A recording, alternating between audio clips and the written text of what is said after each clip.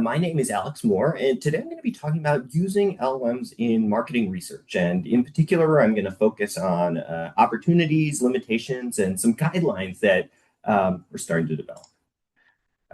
So, first of all, just a little bit of context. AI systems are becoming increasingly capable at lots of tasks, right? So, if you look on the graph at the right here, this is from a Stanford report looking at how well AI does on a series of benchmarks compared to the human baseline. And the human baseline isn't supposed to be just a random person walking around, but somebody who you could reasonably expect to complete the test. So you can see that all of these lines are moving up and to the right, some of them quite steeply, just to give you some kind of a sense of what kinds of tasks are hitting baseline here. So if you look at this purple line here, this is a task called the MMLU, the Massive Multitask Language Understanding Benchmark. And this has just all sorts of, multiple choice questions that somebody that is well educated in various fields, like college educated, are likely to know. And so here's an example question from high school chemistry. It's kind of fact-based, right? So you're regurgitating facts in a sense. You might expect an LLM to do well at that because it's trained on so much data, right? But then you also have stuff like this. So this is the MMMU, so the Multimodal Understanding and Reasoning Benchmark. So this is this dark blue line that is going up very fast.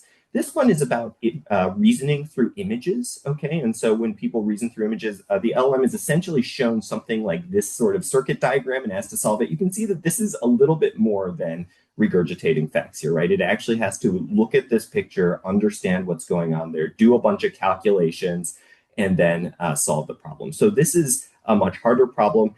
And they go even further than that, right? So they will go to doing sort of very advanced math problems that have been unpublished. So it's getting sort of okay at doing things like that. There are a bunch of real life benchmarks. There's one where it operates a vending machine, a virtual vending machine, see whether it can make a profit. So you can see that there's all sorts of things. The key thing to take away from this chart is that AI progress is fast and these things are often capable. And so it's important that we pay attention to these as we think about our own research. So, in research, I'm sure you've noticed, but LLMs are increasingly used across a variety of tasks, right? So there's a lot of writing assistants, there's coding assistants. We might use them for ideation. And then one that has gotten really a lot of attention is this sort of idea of simulation, using AI to simulate humans in some sort of task, right? And so today we're going to discuss that in particular because I think it's both an interesting topic, a timely one, and one that requires a certain amount of thinking to make sure that we're understanding when it is appropriate to use these, when it might not be, and how we might use them effectively. And so I'm going to focus mostly on one specific use case, which I'll get into now. Okay. So let's just think about when you might want to use an LLM to simulate humans. And when I say simulate humans, I basically just mean like having it behave like a human and then using its human-like outputs to do this, right? So, there's been a lot of things thrown out there, a lot of enthusiasm about this, understandably, because this is a very interesting technology. One thing that you might want to do is, novel forms of research, right? So maybe you can have advanced agent-based models. So this is just like a traditional agent-based model, except it's powered by an LLM, right? Or maybe you want to do something like large-scale content coding. Before you used to have to train a machine learning classifier or hire a few expensive RAs or go to an online panel or something to get some, a whole bunch of tweets coded, which could be either technically difficult and or expensive. Maybe an LLM can do that. Can also help us make research more accessible, right? So you might maybe save money by using simulated participants. There's a lot of talk about using simulated people in research panels or running simulated people through experiments. And also, similarly on content annotators, right? Maybe you can save money on those too. And so, those are various different uses that you might care about with these, right? When you simulate humans. So, pretending that that LLMs are people and using them in experiments, pretending that LLMs are coders and using them to code content. So, that kind of leads to the question of like, there's a lot of enthusiasm about this, a lot of potential upside, but should we do this, right? That's the question that we'll start with, right? So, I like to divide the world into a couple different LLM use cases in general when you're talking about using simulations. The first one is using LLMs for discovery, right? Using large language models for discovery. And so when we think about discovery, right, the goal of a lot of social science research, especially when you're doing it like as a consumer behavior researcher, is to understand kind of undocumented human thoughts and behaviors, right? We're kind of pushing the boundaries of knowledge and trying to learn something new about people, either how they behave or what they think. And so the traditional way we do this is through an experiment, right? At least in CB. I know there's other modalities here, but in CB, we have a human and then we have an experiment. Maybe we randomize people into different conditions. We observe how they behave or the kinds of thoughts they have. And then we, infer that like we have found something out that is new about people.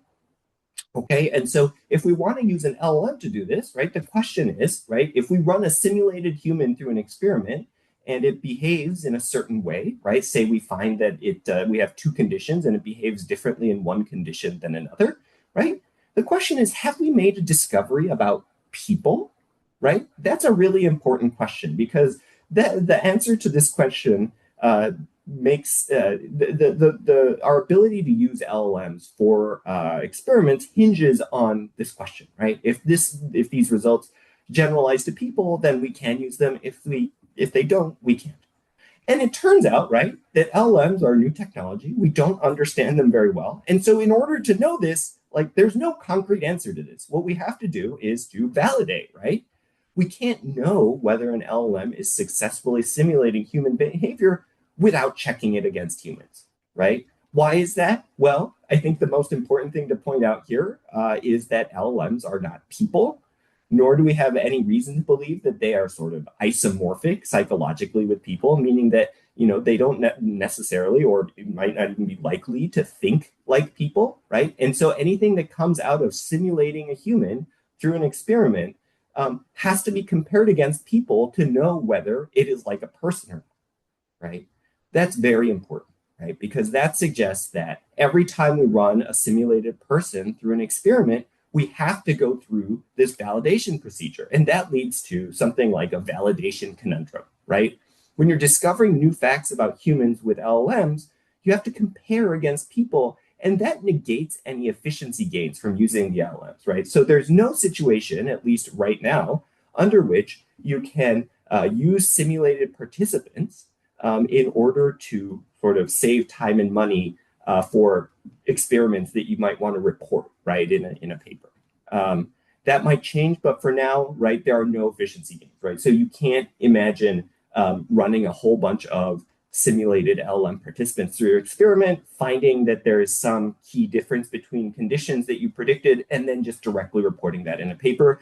There's no good reason why we should be able to do that unless you validate against people. But if you validate against people, then there's no point in having run the simulated humans because you had to run the real humans anyway, right? So this is a very important point. So for right now, I would say highly recommend not doing this, right? I would not recommend using these LLMs for discovery purposes, right? There's just no good efficiency reason for it. With that having been said, there are cases where we might accept this kind of uncertainty. There's a history of doing this actually in the social sciences. So, for example, looking at very complex human systems, right? So, one of the things that some social scientists have done in the past and had published work on is agent-based models, right? You have a simple model of a person, and then you simulate very complex situations to see what kinds of emergent phenomena occur, right?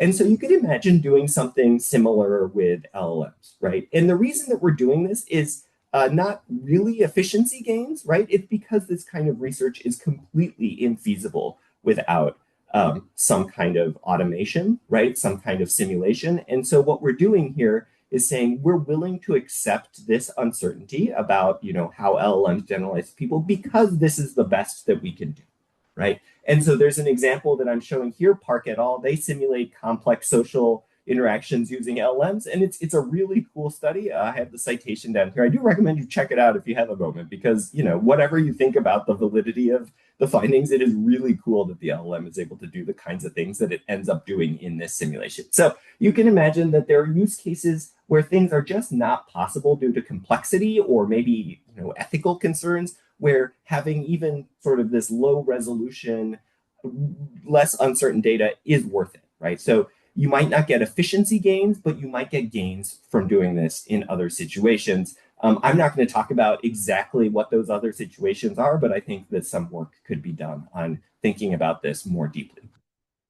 There are also a lot of other potential uses in discovery settings that involve LLMs that don't involve running LLMs through experiments and having the results reported in a paper, right? So sometimes maybe you have a large decision space about what study to run next, and you want some low resolution information about what might happen if you run an experiment. It's reasonable to try piloting studies to help guide your research. That is using it.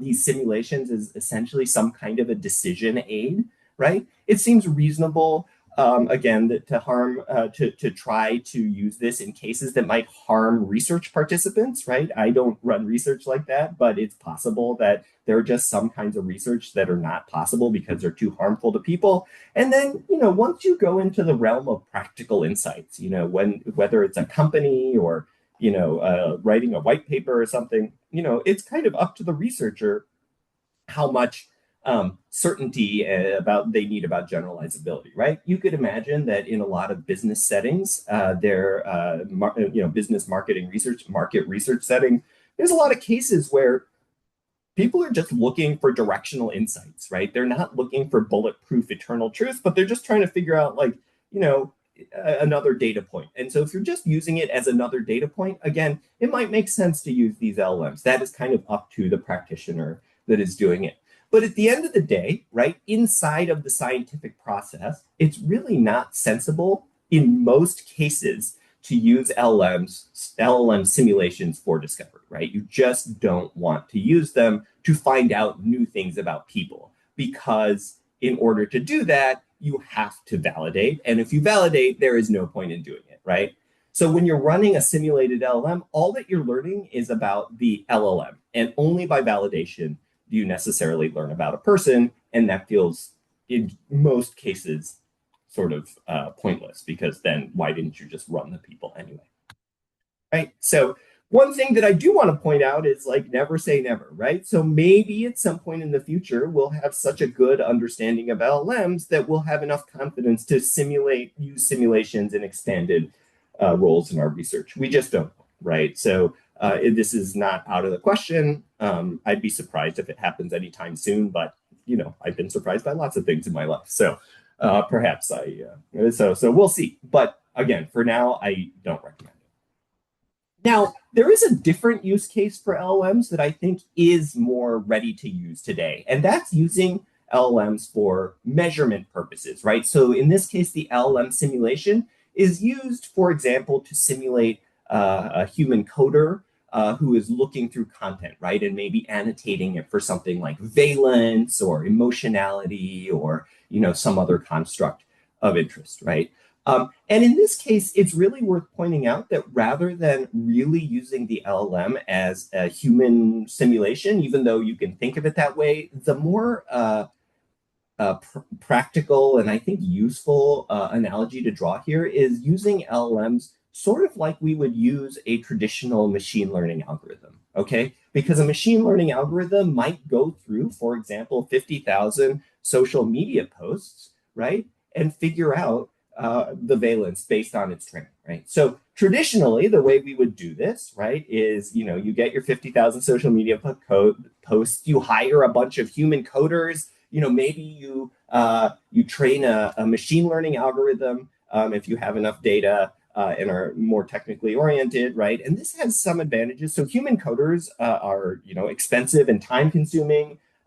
Machine learning coders are, fairly time consuming because you need to find training data. And on top of that, they can be sort of inflexible in a way once you train them, and they require some technical sophistication. But there are huge upsides to using people, right? When you use a person, they're flexible, and they're likely to be accurate in the sense that, what we are caring about here is human reactions to things typically, or human responses. So valence is sort of a human response to seeing some kind of stimulus.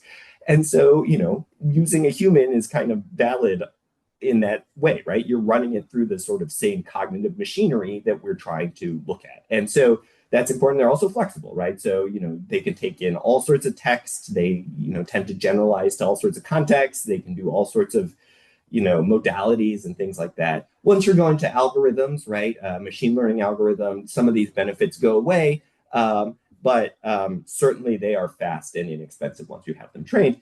But there is a very reasonable question to ask, like, well, what if we can use LLMs, right? And so what you might dream of in your head, for example, is to just be like, what if I just put in a prompt and it just like rated stuff for me? So I'm just like, rate the valence of this image, and it pops out valence, right? Now it turns out that this would be great because it's less expensive than a human coder, right? And much faster.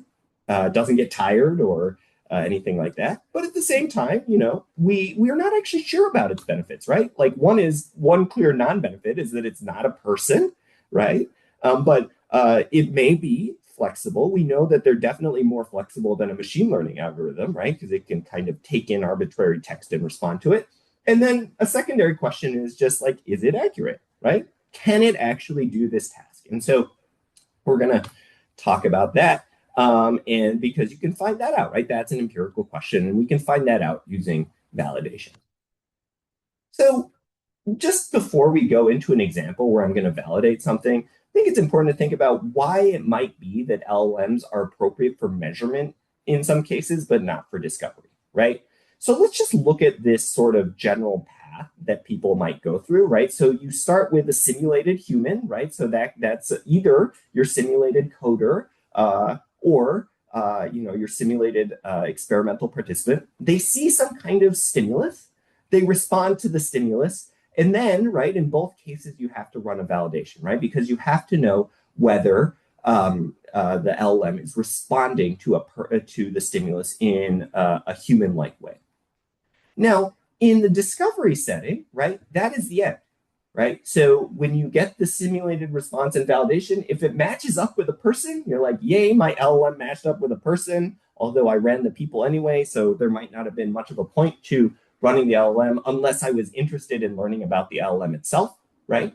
On the other hand, in measurement, you can go through this whole process, and then at the end, you say, I have a validated measurement tool, which I can then apply to a whole bunch of other stuff, right? The efficiency gains from in a measurement setting come after using the simulated responses in validation, right? So you're using the simulated responses after validation, and that is where the efficiency gains come in. This is very similar to a traditional machine learning paradigm, right? Like you have to train at some level your data on some sample data, and then evaluate how good it is before running it on a much larger set, right? And all of the efficiency gains from machine learning come from running on that much better set. And it's the exact same with LLM. So, when you validate in discovery settings, once the validation is done, you don't do anything else with that, model, that LLM, right? But in a measurement setting, once you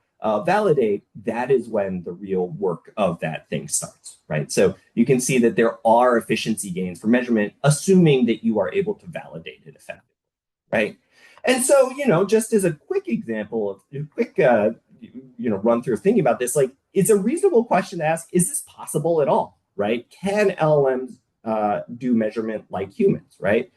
And there are examples of it doing so, right? So, there's papers where they identify political positions and ideologies from political texts, or they code the relevance and topics from text, and these do pretty well. But it's really important to point out that these things are not guaranteed, right?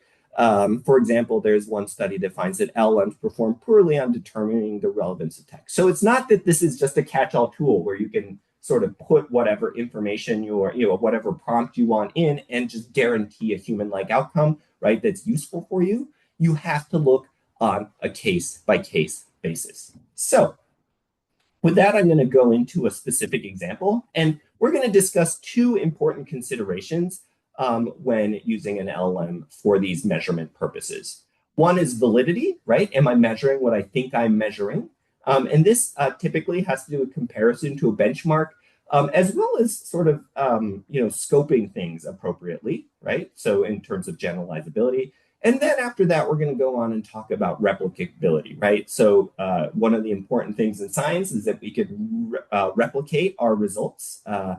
And so, how is it that I am able to make sure that these model outputs are replicable? So I'm going to start with validation. And here is an example, okay? So we're going to use this data, okay? This is a paper that was published in 2013. And it basically measures, valence, arousal, and dominance for 13,915, English words and phrases. Okay, so roughly 14,000.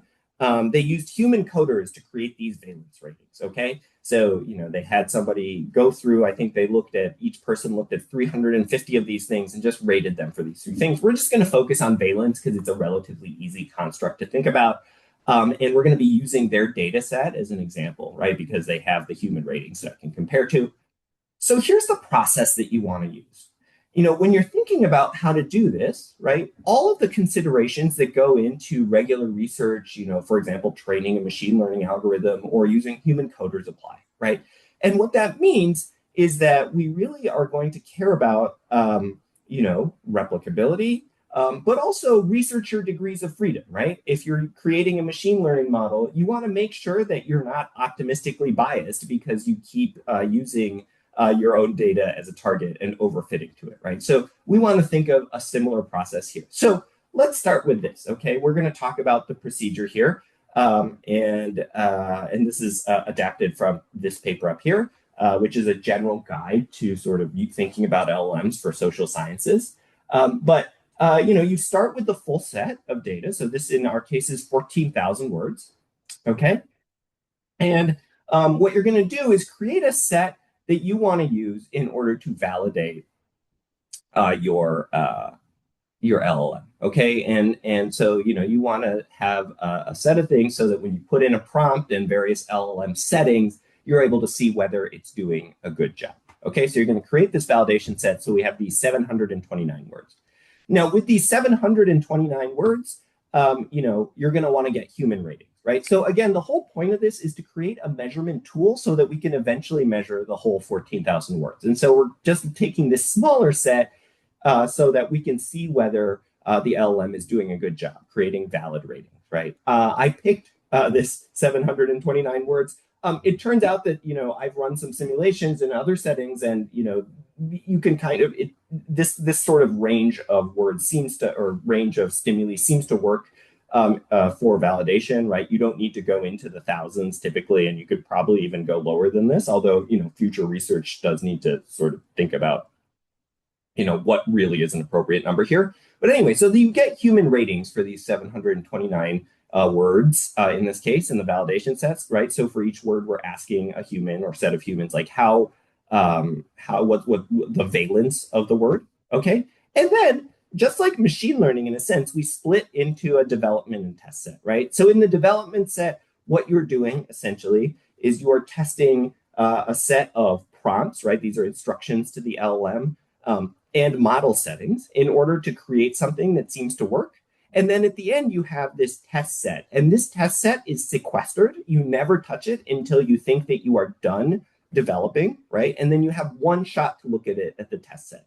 The reason for this test set is that, one, it gives you a more accurate read on how your LLM with its current settings is likely to perform on the full set, right? Because it is new data that you have never tested on. So you don't have the kind of overfitting or optimism bias that you might have if you just take the numbers, the performance on the development set. And the second is that it constrains researcher degrees of freedom, right? If you are only allowed to look at that, compare your model responses to the human responses on the test set once, then you're going to know you're not going to be able to fiddle around with the settings to maximize performance or anything like that, right? So this is very important, right? This is an important step that needs to be followed in order to make sure that we're not sort of fooling ourselves into thinking that these models are performing much better than we expect. Okay, so okay. So from the development set, like I said, you're going to develop prompts and procedures, right? So, in this case, you're going to iterate and improve performance. You might play with the prompts, again, instructions. You might play with the settings, and then you run it on the data. One important difference, by the way, between, I've been using this machine learning sort of analogy here, but one important difference between machine learning, typical machine learning algorithm and LLMs is that with an LLM, you don't typically have a training set, right? So, when you run a machine learning algorithm, you have to literally train it on some data, right? And then once you train it, then you might test it on some outside data, right? Because it's going to be somewhat overfit on your training data. LLMs, unless you're doing a procedure called fine tuning, which often isn't necessary and that I'm not going to talk about here, there is no training data in the same sense, right? The model is not updating its parameters, internal parameters, in response to your data. And so, that's an important thing to keep in mind. Anyway, so imagine that you use your development set to find a nice set of prompts and settings. And I'll show you what that looks like in a second, just from a practical standpoint, right? Once you're ready there, right? Then you go do your final test. You open up that sequestered test set, right? And you compare your model's performance on that test set with human responses, okay? And once you do that, and in this case, you can pre-register that, right? So before doing your final test, you can pre-register. That again cuts down on researcher degrees of freedom. And once you're done with that, if the model has satisfactory results, you can code code the full set with the LLM.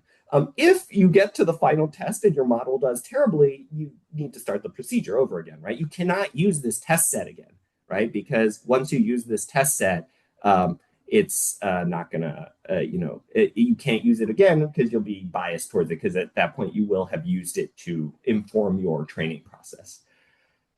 Okay, so let's see what this looks like when we're actually doing our training. Okay, so here is our data. Okay, so if you look on the left side here, we have these words. So ability has a valence of 7, wishbone has a valence of 6.2, yap has a valence of 3.9. Okay, so this is the human data from this study that I downloaded.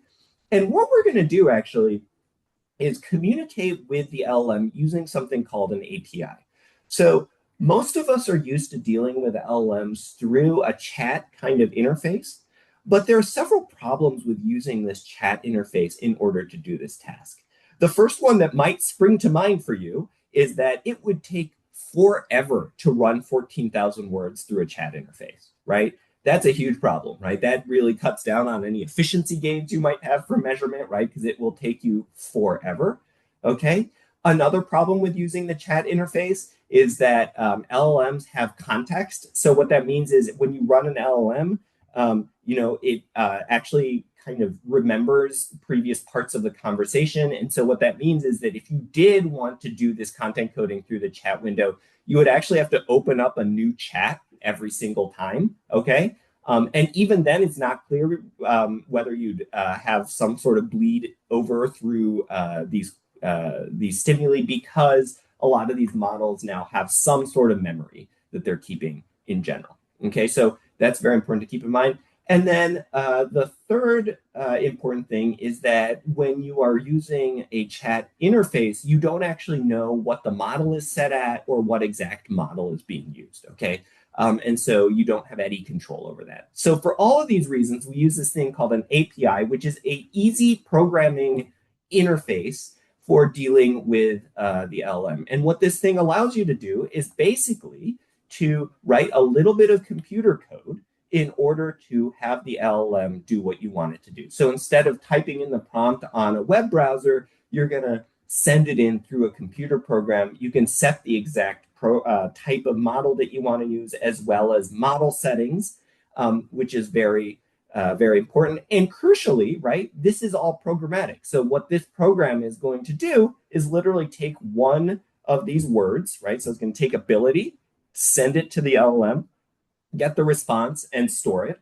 and then move to the next one, in which case, in this case, abject, and do it again. And it's just going to repeat that over and over and over and over and over again until it has coded all of the words in your coding set. Okay, so that's very important. That's a huge efficiency gain, right? And you can see this is the code. So if you're not familiar with computer code, this may look complicated, but actually this is a pretty small amount of code if you consider how amazing what the LLM is doing is. And I'm going to just walk you through this a little bit, okay? Because I think it's important that you see that like there really isn't that much to it. And importantly, today, because LLMs are so good at coding, they're actually going to be able to help you generate this code, okay? So if we look here, okay, the first thing to point out is like the API, the thing that is actually communicating with the LLM is just inside this red box, okay? So that's it. So that is all of the settings that are going on. And let me just walk you through what this is, right? So the prompt goes here. So you can see this text that says complete prompt. That's just a variable in this case, right? So I can set that somewhere else. I can just say complete prompt equals and then type in the whole prompt. So the whole prompt goes right in there, okay? And importantly, in programs, basically, you know, it's kind of playing Mad Libs or something, right? There's one spot where I just keep swapping in these words and everything else about the prompt stays constant, okay? Here are some other model settings. So one is temperature. This, in a sense, is sort of talked about as like how creative a model is or something like that. More specifically, it basically just talks about how likely the model is to sample less likely responses that it might give, okay? And then there's also this other setting I have here called end responses. The LLM is actually, in this case, returning multiple responses to the same prompt, okay? And I'll talk a little bit more about why we might do that in the future, okay?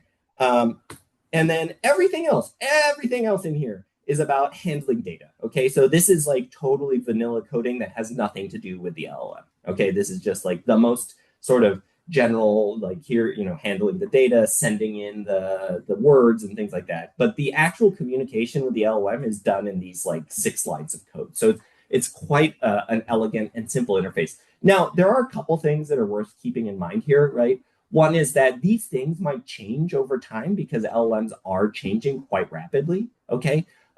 Although this is kind of, in general, the sort of standard template that is used across LLMs now with some slight variations. The other thing to keep in mind is that different models have slightly different settings. So OpenAI's models have this end response thing where I can like get it to say a bunch of stuff at once. Not all models have that, for example. Although I think every model probably has a temperature setting. And then there are a bunch of other settings too that I haven't messed with here, right? But anyway, let's continue. So let's see what this prompt looks like, right? So on the left is the original text used by the investigators, right, in this paper. On the right is what I sent to the LLM every time I asked it for a rating. Okay, so first of all, I'm just gonna point out key differences here, okay? Because the goal here is actually to keep this as similar as possible between the two, right? Because basically, in order for you to make the claim that, you know, what I'm doing is similar, you know, what the LLM is doing is similar to what what humans did, I have to give it the same types of stimuli, right? And so I want to have as few changes as possible, but at the same time, because an LLM is an LLM, you do have to make some small changes potentially, right? So one thing is I removed inapplicable text. So on the left, you can see these 2 gray boxes, right? Those I removed because they don't really have anything to do with LLM operation. And then on the, and these have to do specifically with like people repeating 350 words, right? And the LLM is not doing that in the same sense. It is, right? But it's not doing it with memory, okay? And then now we talk about what we add, okay? So first in the purple box, right? You can see that this is basically like almost identical to what was given to the participants with just the 2 things that I have grayed on the left removed. The next thing, right? I reiterate the scale.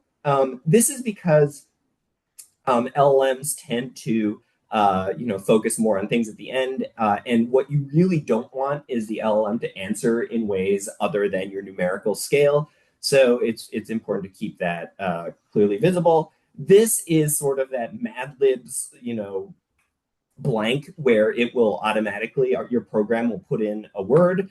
And then this is to, again, make sure that the LLM will respond on the expected scale without elaboration. So if you don't have things like this last green box in there, sometimes your LLM will respond with a number and then an explanation for the number, which is clearly something that A, we don't want, and B, actually costs you money, because when you're actually using these things, unlike your typical use of an LLM where you have as much as you can use until you run out of until it tells you can't use it anymore. When you're using an API, you actually have to pay per token or per word, essentially, right? And so you don't want to waste extra words on stuff that you're not going to use anyway. Okay.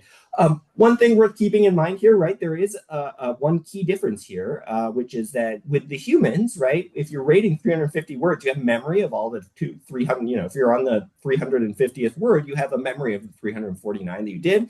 I think ideally in a lot of these rating cases, it's assumed that those don't have influence, right? Or the randomization of the order will remove sort of order effects. With LLMs, you don't have that because they forget between sessions. So, that's something worth considering, right? If memory actually really does matter for responses in the human setting, then you might want to do something else with your LLM. For example, you can have LLMs have memory, right? So I don't have it set here, but it is possible that if you really want to replicate some kind of ordering effect or something based on these codings, you might want to do something like that and see if that works. So the first test that you want to do is on your development set, right? So this is the set that we're using in order to develop our stimuli. And so here I have, the GPT valence rating compared to the human valence rating, okay? And what you can see, first of all, is that in general, it's doing a pretty good job. So that blue line is a low S line, right? It's a trend line, and you can see that it's basically running at 45 degrees. So that's promising. You can see that there's some key differences, right? So in particular, right in the middle there, you can see the GPT is quite likely to rate something as a 5, right? Compared to a human. With that said, it's rating things as a 5 sort of in the middle of the range. So that's not a huge difference, but it is notable when you look at this plot. There are two kind of areas that you might want to look at in terms of correspondence here, okay?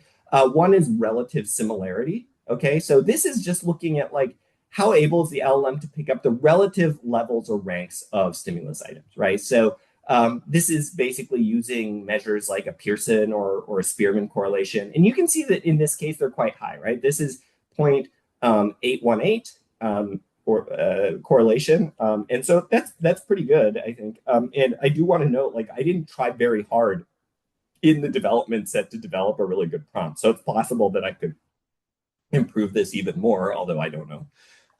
And so that's one measure. And, often what we really do care about is this relative similarity.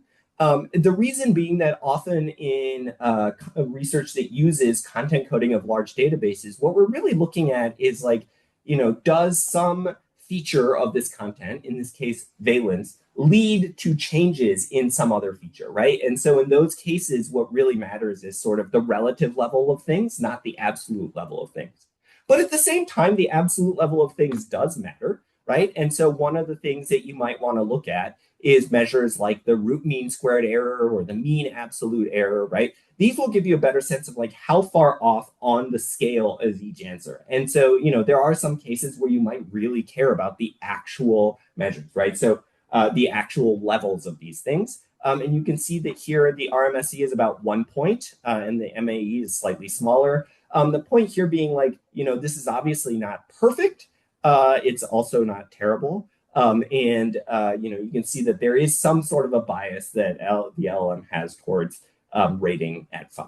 And so that's, up to the researcher to consider whether that's a problem, right? So we just looked at validation. Now we're going to look at the final test. So remember, we left this test set, this sort of sequestered 229 words aside, and said we're only going to look at that once we get to it, right? Again, this is like basically a standard machine learning procedure, right? And we're doing this again in order to reduce researcher degrees of freedom and also to make sure that we aren't sort of overly optimistic about our results by, testing on things that we're using to measure, doing testing and developing on the same set of data, right? We don't want to do that. And so, assume that we have, developed this, we like it, right? We like our settings and we like our prompt, and we say we're ready. Now we pre-register, right? We probably, we pre-register and then we run our test.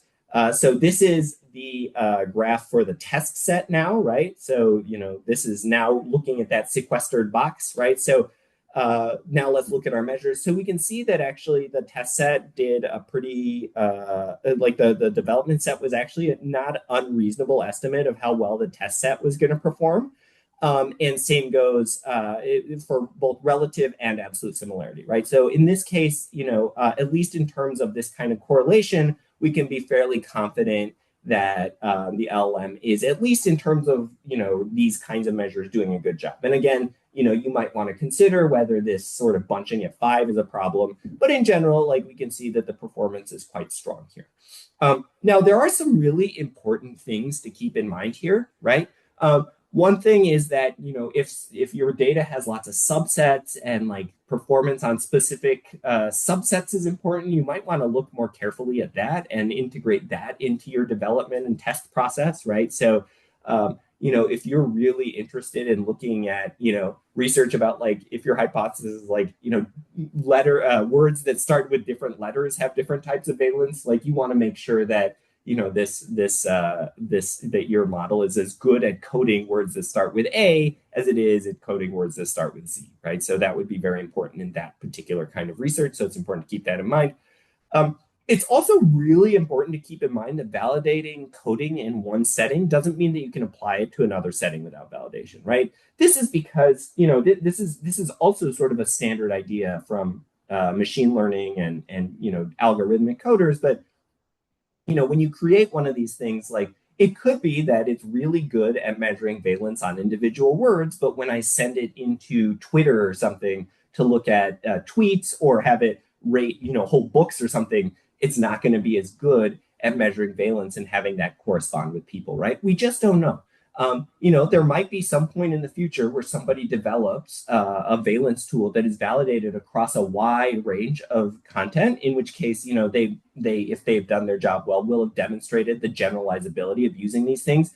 But in general, you want to consider these things on a case by case basis, on a use by use basis, right? You want to make sure that over time, you're not just sort of blindly taking some prompt and setting and running it on a new research project or on a new data set or something like that, right? You want to make absolutely sure that your validation is working for the setting that you're in, okay? So what this means, right, is that, you can't, for example, just have a prompt library where you're just like, oh, I want to measure emotionality today. I know that this prompt worked in the past, so I'm going to use it in the future, right? You have to validate on your new set.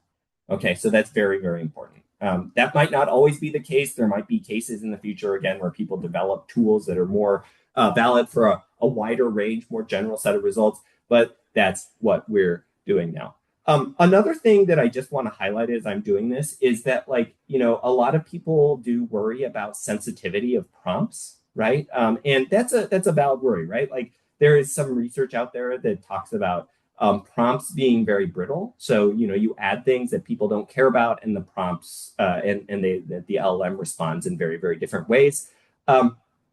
I think this is worth keeping an eye on. But remember that for measurement, what we're really interested in is creating a tool that works in a specific setting, right? And so what that means for you is that you don't want extreme prompt brittleness, right? Well, you don't want it so that if I add an extra space as I'm pasting in the thing, it changes everything. Or there's some like specific word that I put in that makes it perform much better or worse. So you want to test for things like that potentially, but you don't necessarily need it to work if you, for example, change the scale around or whatever, right? Because we're validating. The whole point of validation is that we're saying, like, on this particular data with this particular configuration, it works. We're not making any broader claims about this will work everywhere or this is some general property of LLMs or humans, right? All we care about is that we are creating a tool that works here and now under the situations that we've been talking about, and this testing procedure that I've just outlined is meant to deal with that. So that's very important to keep in mind. There's a whole host of issues that go around with discovery that I'm not going to talk about here that involve things like prompt brittleness and things like that. But I'm not discussing that here. The key here is that, again, I like the analogy with a machine learning algorithm a little better than simulating humans, because at that point, what you're really talking about is, how robust is your tool to the parameter settings that you have put in. That's an important question, but it's a question that is both tractable and there are procedures designed to help you think about that, which I've sort of walked through today. But there's, it's always worth thinking more about that, because there might be things that matter that I haven't talked about for sure. So the other thing that's worth talking about is replicability, right? Can I reproduce my results? This is obviously very important in science. And LLMs have some peculiarities to them that make it so that we have to sort of think about this specifically for LLMs, right? For LLMs, there's basically two forms of replicability. There's what I call response replicability, which is that for a given model used for coding with like a given prompt and whatever, can I produce the same results if I rerun the analysis? And the reason this is important is because LLMs are kind of, based on probability, right? You've all had the experience. If you type in a question into an LLM repeatedly, it will answer differently every time. And that's going to be the same for these models when you use them for coding. And so being able to reproduce responses is something that you have to think about. And the other thing that you have to think about is model persistence, right? Which is like, will the model that I'm using for coding be available for future researchers to replicate my work? This is actually a huge problem because a lot of these models are private. Once you use them, like you don't actually have access to them. You can't store them anywhere. And so if the company, for example, decides that like, I'm not going to make that model accessible anymore, then nobody can recreate your exact work, right? So it's important to think about that as well. So let's first talk about response replicability. Like I said, this is a problem because models respond probabilistically, but there are thankfully solutions, right? So the first one is to set your temperature to 0. So like I said, the temperature parameter basically tells the model how frequently it should deviate from producing the most probable next word, right? So, if like the most probable answer to our valence question is a 6 and the second most probable one is a 7, as temperature goes up, it's going to be more likely to produce a 7 or some other less probable response, right? But setting it to 0 makes it so that it will largely, although not always, but like pretty much produce the same number every single time, because you're basically saying always pick the highest probability response, okay? This is nice. It's helpful. You, again, set this in the API. Another possibility is to pool responses at higher temperatures, okay? So this means, for example, getting the LLM to respond to your prompt 25 times, and then taking the average or the mean or the median or something. And with enough responses, this is stable. And this has a benefit of capturing at some level the model's uncertainty, right? So imagine if a model rated that a word had a 7 as a 49% chance and 6 as a 48% chance, and then the rest of the numbers take up the other 3%, right? If you take 25 responses in average, you're going to get something like 6.5, right? Which is kind of helpful and worth thinking about. It's worth noting, by the way, that this heterogeneity in model responses is not the same as human heterogeneity, right? So if you like took the distribution of responses that the LLM gave you, that would not correspond, or you would not expect it at least to correspond to like the human distribution of responses if you ask that many people, right? So that's something that you shouldn't do. But anyway, pooling responses is another way of doing it. I personally prefer this approach most of the time just because you get this sort of uncertainty component. And then finally, there's other things you can do. So some models allow you to seed. That means you can kind of set a number. You're probably familiar with this from random number generators and things like that. You can sort of set a seed, and that will make it like so that the model will always behave exactly the same. This isn't actually that common a feature, but it does exist. And then, it's worth considering that future models might have other settings that you need to think about, right? That might make it easier or harder to replicate things. For example, more modern models have this reasoning length parameter. How much will you think beforehand, right? Thinking actually introduces more heterogeneity, so you might want to shut that off unless that's an important thing to do. So these are sort of the general things that make responses replicable. Model persistence is a different issue. This has to do more with like what tools you use and how you deal with them, right? So again, models are created by private companies typically. So OpenAI, Google, and Anthropic, right? The creator of Claude, those are all private companies. So it could be that the LLM that you use becomes unavailable.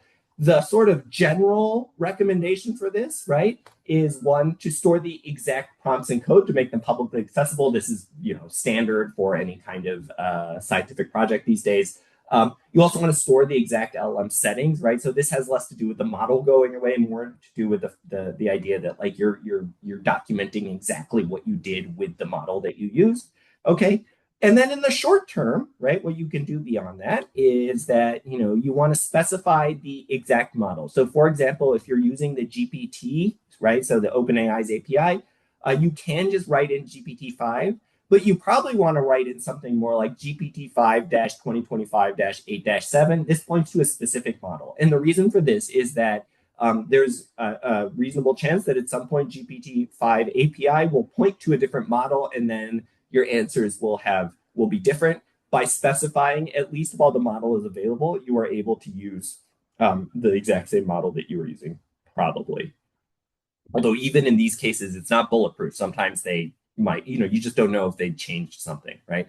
And then in the longer term, right, if you want to make sure that your results are replicable in the long term, what you want to do actually is use an open source model. So these are models like Gemma from Google, Llama 4 from Meta, and OpenAI GPT OSS. Open source models allow you to have full control of the model. And what that means is that you basically have the ability to download the model and store it somewhere, even run it on your own machine if you have the right hardware, and also allows you to, like, for example, access the model weights and things like that, right? So you have 100%, well, it depends on the agreement that you have with the company, but typically like open source means you have like total access to the model. That means from a replicability standpoint that if you use one of these, you can store it somewhere and be like, point to like the exact place it was stored and be like, just use this model and you'll be able to recreate my results exactly. The downside here is that they're more technically complex. They also have worse performance often than the top tier private models, although that difference is actually shrunk somewhat. And then if you really want to run it at home or something, like, you might need more like really good hardware to do that. So that's really rough, right? So that can be really hard if you want to run a big model like Llama 4. But with that said, if you really want to have bulletproof, like like totally replicable research, the only way to go is an open source model. With all of that said, it just depends on how much replicability you need, right? Like it might be enough for you to use a closed source LLM. What I've typically been doing is using a closed source LLM. So that's like a private one like ChatGPT or something, or GPT-5 or something like that, and then rerunning it with an open source LLM, and just seeing, whether the performance is sort of similar, even if the good one is, even if the private one is better, right? And that at least gives you one part of the analysis that's maybe not as good as like your full main analysis that is like fully replicable potentially. The last thing that I want to close with is a little bit of discussion about privacy, right? So there's a lot of concern about these models, and rightly so. When working with sensitive data, right, it is important to exercise caution when using these LLMs. I'm going to talk about what you should worry about and maybe what you shouldn't, right? So, one thing that people are worried about is that these LLMs will take your data and use it for training. One thing that does not happen is that there is no LLM that will immediately take your data and integrate it into the model in a way that everybody else uses. Okay, so that does not happen. That is not the way that these models work. But LLM providers may retain your data, like especially if you're using the chat interfaces, they may retain your data and then use it in a training run every few months, right? So if I type something into ChatGPT today, it might be used to train the model like 6 months from now or something like that, right? So again, it's not like your data is immediately propagated to every user when you put something into the LLM, but it is the case that if you don't have the right settings, they might use your data for future training, in which case it is then put into the model, okay?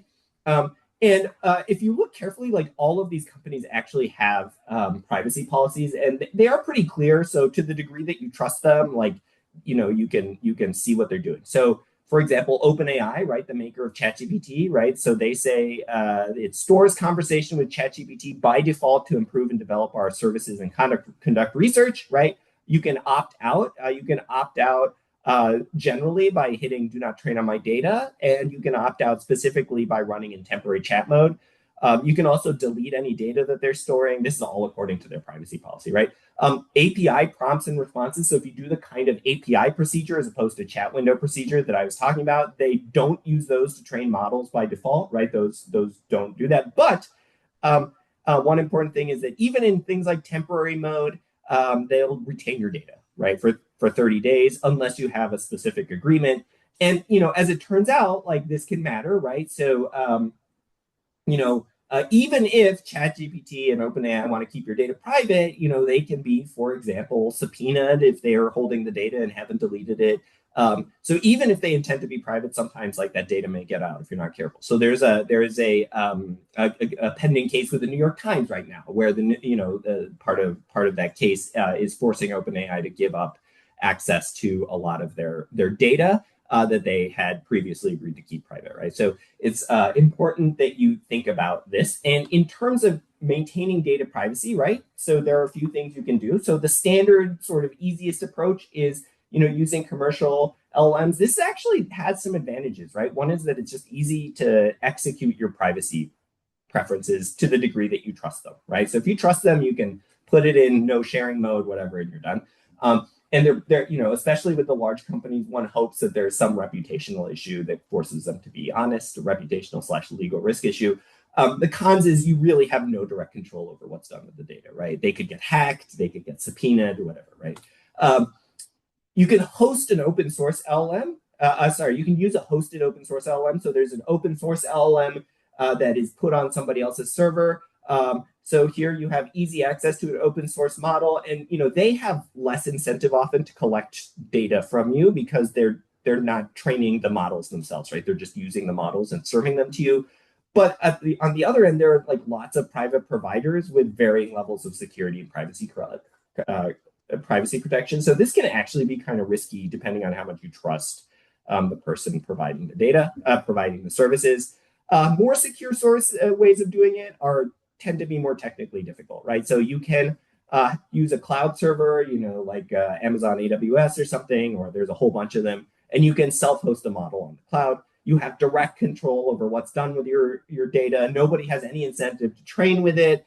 Again, though, there's like lots of private providers with lots of levels of security. This is also very technically challenging, right? And also, the degree to which this is a safe private way of doing things depends on your own privacy skills. So if you're not comfortable with that, then, it could be that you're doing a worse job, for example, than the standard approach. And then the most secure, if you are good at doing it, is running it on your local hardware, right? If you have some kind of like very good computer, you have absolute total 100% control over what's going on. This is very technically challenging, often requires expensive hardware, and requires sophistication for, getting the privacy benefits. But in general, if this really matters to you and you think you can get it to work, this is like the best way of making things private, right? So in conclusion, today I talked about how we might use LLMs in research. One particular use case, as a field, we need to develop a robust set of processes to ensure quality research, which involves thinking about when we can use these things, and when we use them, how we use them appropriately, right? So I talked about when is it appropriate to use LLMs. I suggested that it is not typically appropriate, especially for efficiency gains in discovery settings, but it is often appropriate with the right procedures in measurement settings, right? When we want to measure large amounts of content, and that would be prohibitively expensive or technically difficult with algorithms. We talked about how to validate LLM outputs in measurement settings, right? We talked about how to do replicable research with LLMs when we're doing measurement, and finally, how we might try to keep our data private.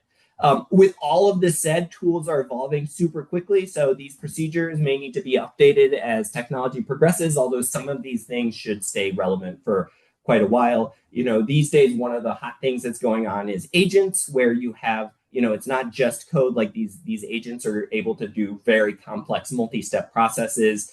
It might be that some of these technologies, again, help us to do more interesting, research, or create more valid outputs, or do measurement more effectively. We'll see. It's really important, because of the speed at which this technology is progressing, to keep an eye out on these technological changes, because at some point they're going to start popping up in our papers. And so, with that, I would just like to thank you very much for listening, and I hope that you found this helpful.